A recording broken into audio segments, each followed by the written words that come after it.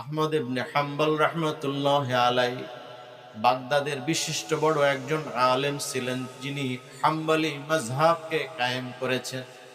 চার মাযহাবের অন্যতম ইমাম আহমদ ইবনে হাম্বল রাহমাতুল্লাহ আলাইহি একবার তিনি সফরে রওনা হয়েছেন একা একা। বাগদাদ শহর থেকে গহীন পল্লীতে তিনি রওনা হয়েছেন। প্রচন্ড শীতের সিজন বিরাজ করতেছিল। একা একা হাতে প্রয়োজনীয় কাপড় চোপড়, কিতাব ছিল, কলম ছিল, খাতা ছিল, জায়নামাজ ছিল, গাঠুরি বেঁধে তিনি রওনা হয়েছেন একা। সঙ্গী নাই, খাদেম নাই, কোনো বন্ধু নাই, বান্ধব নাই, আত্মীয় স্বজন নাই। রওনা হয়ে চলতে চলতে চলতে চলতে যখন সন্ধ্যা গড়িয়ে রাত চলে আসলো, শীতের সিজন হওয়ার কারণে প্রচন্ড শীত যখন চেপে বসলো, ইমাম আহমদ ইবনে হাম্বল রাহমাতুল্লাহ আলাইহি চিন্তা করলেন, এই রাতে আমি একলা একলা কেমনে বয়স্ক মানুষ সফর করব? গ্রামের পথ, ইলেকট্রিসিটির বাতি নাই, পথের ভিতরে লোকজনের চলাচল নাই, শীতের ভিতর আমি কেমনে পথ চলবো? অতএব একটা জায়গায় রাত্রে আশ্রয় নেওয়া দরকার। সকাল হলে আবার আমি গন্তব্যের দিকে রওনা হব। কোথায় থাকবো? বাড়ি ঘর পরিচিত নাই, আত্মীয় স্বজনের নাম জানা নাই, কোথায় যাব? শুনতে পেলেন গ্রামের রাস্তার পাশে একখানা মসজিদের ভিতর এশার নামাজের আজান হয়ে গিয়েছে। চিন্তা করলেন মসজিদে গিয়ে এশার নামাজ আদায় করে যদি ওই মসজিদের ভিতর একটু ফজরের নামাজ পর্যন্ত থাকার সুযোগ হয়ে যায়, আমি রাত্রটা সেখানে একটু কাটাতেও পারবো, শীতের কষ্ট কম হবে, আর আমার নফল নামাজেরও একটা জায়গা হয়ে যাবে, তাহাজ্জুদ নামাজ আদায় করার একটা সুযোগ হয়ে যাবে। যেমন চিন্তা তেমন কাজ। আল্লাহর ওলি দেখে এশার নামাজের আজান হলো, আজান হলো, মুসল্লিরা সবাই মিলে এশার নামাজ আদায় করলেন ঠিকই, কিন্তু দেখা গেল ইমাম আহমদ ইবনে হাম্বল সেখানে নামাজ পড়ছেন বটে, কিন্তু তাকে কেউ পরিচয় জিজ্ঞাসা করলো না, কেউ চিনলো না। বর্তমান যুগে যে কোনো আলেম ওলামা, নেতা, বড় বড় লোকজন সারা বিশ্বের মানুষ চেনে, কারণ সেই চেনার ব্যবস্থা আছে। সামাজিক যোগাযোগ মাধ্যমে যে কোনো কাউকে দেখা যায় বর্তমানে, ঠিক কিনা বলেন? বক্তা না দেখে অনেকে ইউটিউবে ওয়াজ শোনে, আছে না বলেন? কিন্তু সেই যুগ তো আর এই ইউটিউবের যুগ না, ফেসবুকের যুগ না। ইমাম আহমদ ইবনে হাম্বলকে সারা বিশ্বের মানুষ তার নাম জানে, চেহারা চেনে কয়জন? আজকের এই মসজিদে ইমাম আহমদ ইবনে হাম্বল এশার নামাজ আদায় করলো, মুসল্লি সব চলে গেল, ইমাম সব চলে গেছে, কিন্তু আহমদ ইবনে হাম্বল একা একা নফল নামাজ আদায় করতেছেন। মুয়াজ্জিন বেচারা পাশে দাঁড়ায়া অপেক্ষা করতেছেন, নামাজ শেষ হলে তিনি বলবেন, কথা বলবেন, তিনি গেলে মসজিদ তালা হবে। আহমদ ইবনে হাম্বল রাহমাতুল্লাহ আলাইহি নফল নামাজ আদায় রত হলেন। সালাম ফিরিয়ে দেখলেন মুয়াজ্জিন বেচারা দাঁড়ায় আছে। কি ভাইজান? বলে যে আপনি নামাজ আদায় করতেছেন, সব মুসল্লি চলে গেছে, আপনি যদি যান মসজিদ তালাবদ্ধ করে আমিও বাড়ি যাইতে পারি, কঠিন শীত, কতক্ষণ আর আপনার জন্য অপেক্ষা করব? এইবার ইমাম আহমদ ইবনে হাম্বল রাহমাতুল্লাহ আলাইহি বললেন, বাবা, আমি বিদেশি মানুষ, আমার কোনো সঙ্গী সাথী নাই, শীতের তেমন কোনো কাপড় চোপড় নাই, আজকে আমার নিয়াত করেছি তোমাদের এই মসজিদের ভিতর আমি ইবাদত বন্দিগি করে রাতটা কাটায় দিব। ফজরের আজান হলে জামাতের সঙ্গে নামাজ আদায় করে আমি আমার গন্তব্য রওনা হব। রাত্রকালীন সময়টা তোমাদের এই মসজিদে আমি একটু থাকার চেষ্টা করব, থাকতে চাই বলে নিয়াত করেছি। মুয়াজ্জিন বলে, আপনি অপরিচিত বিদেশি মানুষ, আপনাকে এইখানে জায়গা দেওয়ার সুযোগ আমার নাই, এই মসজিদে থাকবার অনুমতি দেওয়ার মালিক আমি নই, এটা সভাপতি সাহেবের কাজ, এটা সেক্রেটারির দায়িত্ব, অতএব আমি এই সুযোগ দিতে পারি না, আপনি বের হলে আমি তালা দিয়া বাড়ি যাইতাম। না চিনলে যা হয়। আমার কথা বুঝতেছেন তো আপনারা? কেউ চিনো না, কেউ তারে পরিচয়ও নেয় নাই। এখন শেষ পর্যন্ত মুয়াজ্জিন তারে থাকতেও দেয়।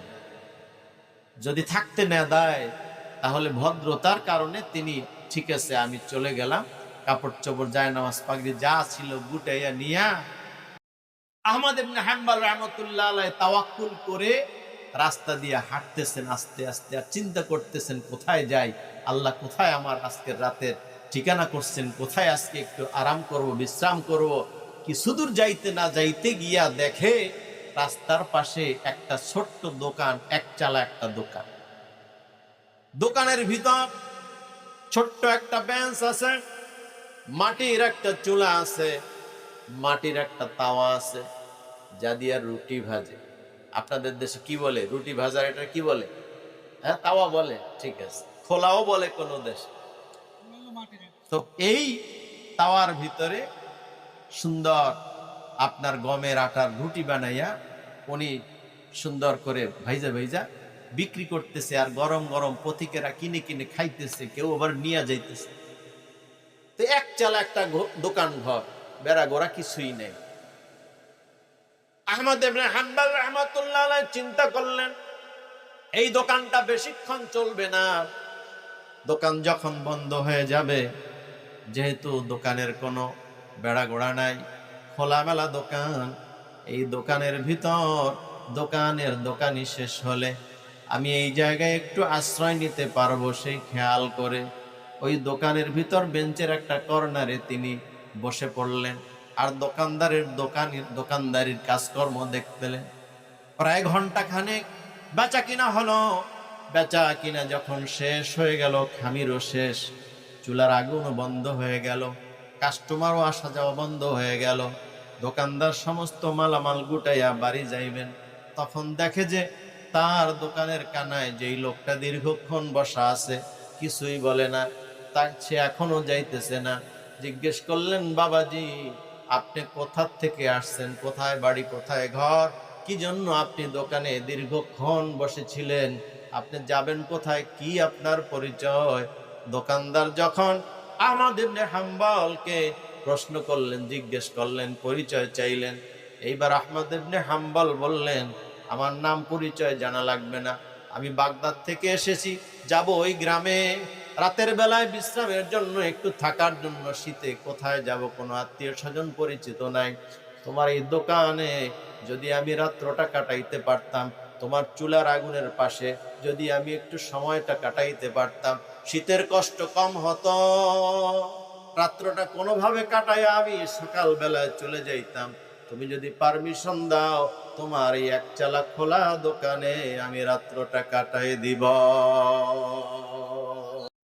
দোকানদার বললেন, বাবাজি আপনি বাগদাদ থেকে এসেছেন, বিদেশি মানুষ, এরকম একটা খোলা রাস্তার পাশে দোকানে আপনি রাত কাটাই দিবেন, এটা ভালো দেখেন। আপনি যদি কিছু মনে না করে, আমি গরিব মানুষ হতে পারি, সাধারণ একটু দোকানদারি করতে পারি, তারপরেও একজন মেহমানদারি করা সুন্নাত হিসেবে আমার বাসায় আপনাকে গরিবানা কায়দায়, দরিদ্র কায়দায় একটু মেহমানদারি করতে চাই, যত্ন করতে চাই, যদি আপনি রাজি হতেন আমার বাসায় গেলে আমি বড্ড খুশি হতাম, তৃপ্তি পাইতাম। আর একটু জোরে বল, থাকার ব্যবস্থা করছেন কে? তখন আহমদ ইবনে হাম্বল রাহমাতুল্লাহ আলাইহি বললেন, দোকানদার বাবা, তোমার দোকানে আমি দীর্ঘক্ষণ তোমার দোকানদারি কাজকর্ম দেখে বড় খুশি হয়েছি, তুমি আমাকে আজকে মেজবানি করবে, মেহমানদারি করবে, এজন্য আমি এটাকে গনিমত মনে করে কবুল করব ঠিকই, তবে তোমার কাছে দুইটা কথা আমার জানার ইচ্ছা আছে, যদি তুমি মন খুইলে আমার কথাগুলার সঠিক উত্তর দাও, তাহলে আমি তোমার বাসায় আজকে মেহমান হইতে রাজি আছি। সুবহানাল্লাহ। বলে যে, কি বাবাজি আপনি আবার কি আমার কাছে জানতে চাইবেন? আমি একজন নিরক্ষর মানুষ, রুটি বিক্রি করে কোনো মতে দিন চালাই, পরিবার চালাই। বলে যে, হ্যাঁ রুটিওয়ালা, আমি দীর্ঘক্ষণ পর্যন্ত তোমার দোকানদারে তোমার কাজকর্ম অবলোকন করেছি। বিভিন্ন দোকানে দেখা যায় দোকানদাররা গান বাজায়, দোকানদাররা টিভি চালায়, দোকানদাররা বিভিন্ন রকমের খারাপ কথাবার্তা বলে, কিন্তু না না, তুমি দোকানদারি করার সময় কোনো বাজে কথা মুখ থেকে জবান থেকে উচ্চারণ করো নাই। তোমার কাজে তুমি নিরত রয়েছো, পাশাপাশি দোকানদারির ফাঁকে কোনো কথাবার্তা বাজে না বলে প্রয়োজনীয় কথাটুকুই বলেছ। আর যখনই সুযোগ পেয়েছো আসমানের দিকে তাকিয়ে তুমি কেমন যেন একটু নিজের চেহারাটাকে গম্ভীর করে মলিন করে আল্লাহ রব্বুল আলামিনের কাছে তুমি পড়েছ, আস্তাগফিরুল্লাহ ওয়া আতুবু ইলাইহি, আস্তাগফিরুল্লাহ ওয়া আতুবু ইলাইহি। আল্লাহ গো, আমি আপনার কাছে ক্ষমা চাই, গুনাহ করেছি, গুনাহ থেকে আমি ফিরে আসতে চাই। আস্তাগফিরুল্লাহ ওয়া আতুবু ইলাইহি। আল্লাহ, আমি গুনাহ করেছি, আর করব না, আমি ক্ষমা চাই। আবার তুমি কাজকর্ম করে যখন ফাঁক পেয়েছো তুমি বলেছো আস্তাগফিরুল্লাহ ওয়া আতুবু ইলাইহি, আস্তাগফিরুল্লাহ ওয়া আতুবু ইলাইহি। তোমার এই আমল দেখে আমার এত বেশি ভালো লেগেছে, আমার মন বলতেছে তুমি একজন আল্লাহ রব্বুল আলামিনের একান্ত ওলি, একান্ত একজন বন্ধু। দুরূদ শরীফ পড়েন না, সাল্লাল্লাহু আলা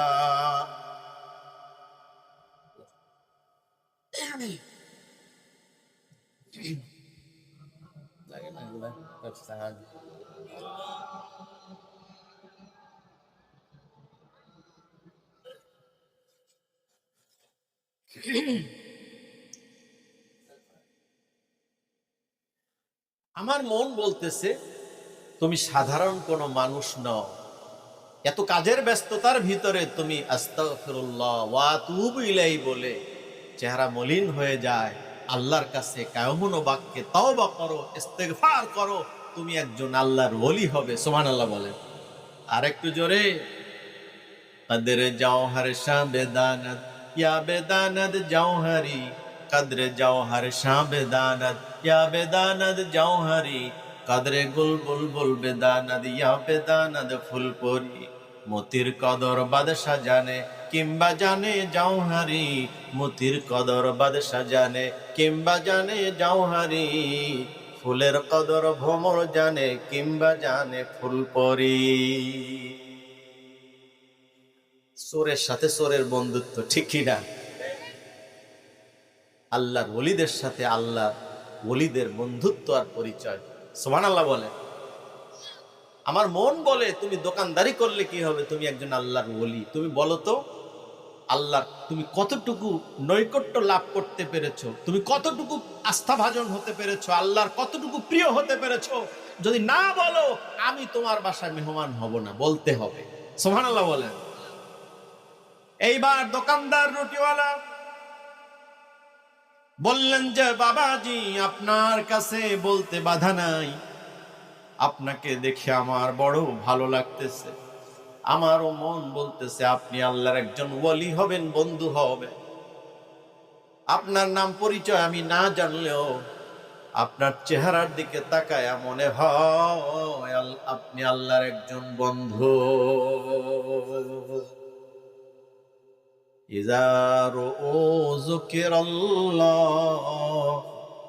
আল্লাহর যারা বলি হয় তাদের চেহারার দিকে তাকাইলে আল্লাহর কথা স্মরণ হয়।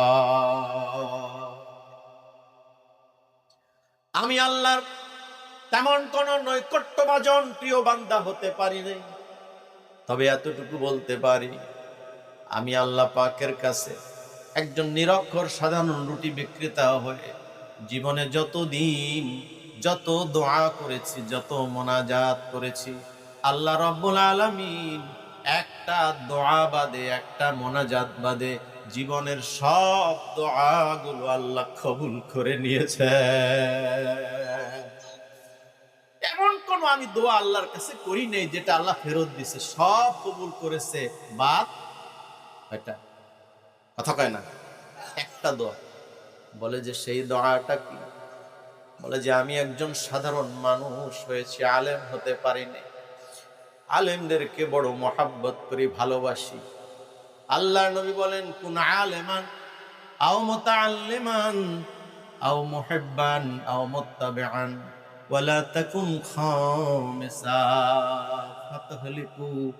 ও দুনিয়ার সাধারণ মানুষ, তুমি আলেম হও নাইলে ছাত্র হও, নাইলে আলেমদের অনুসরণ করো, নাইলে আলেমদেরকে মহব্বত করো, পঞ্চম ব্যক্তি হইও না।